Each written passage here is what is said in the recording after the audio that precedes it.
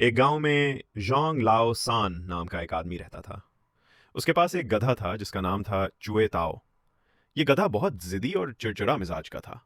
अगर उसे मशरिक की तरफ ले जाओ तो वो मगरिब को चल पड़ता, अगर आगे बढ़ने को कहो तो पीछे हट जाता।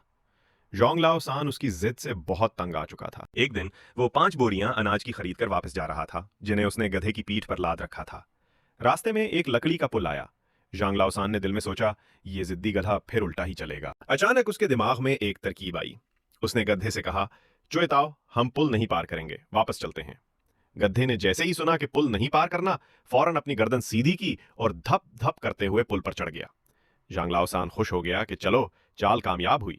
मगर जैसे ही वो पुल के बीच में पहुंचे, गधा रुक गया, ना आगे बढ़ा ना पीछे हटा। जांग लाओसान ने लाख कोशिश की, मारा भी, प्यार से समझाया भी, मगर गधा बिल्कुल पत्थर बन गया।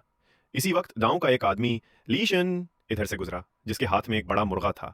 वो हंसते हुए बोला, अरे लाओसान, ये जिद्दी गधा है, इस पर जोर जबरदस्ती नहीं चलेगी, चालाकी से काम लो। ये कहकर उसने मुर्गा जमीन पर रखा और गधे से बोला, चूहे ताओ, तुम जरूर पीछे नहीं हट सकते, वरना गिर जाओगे।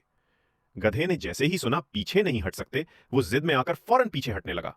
पुल तंग था, गधा और अनाज दोनों नीचे गिरने वाले थे कि अचानक लीशन का मुर्गा गधे के सर पर उड़कर जा बैठा और जोर से बांग दी। गिधा चूक कर घबरा गया और फौरन आगे की तरफ दौड़ा।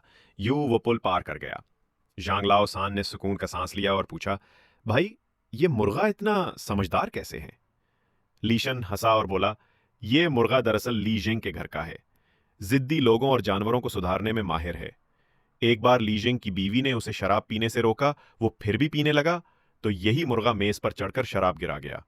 उस दिन के बाद जांग लाओ सान ने एक बात सीख ली, जिद्दी गधे को काबू करने के लिए चालाक मुर्गे की जरूरत होती है। और गांव में एक नई कहावत मशहूर हो गई, जिद्दी गधा पुल पार करे तो अकल से करो, ताकत से नहीं।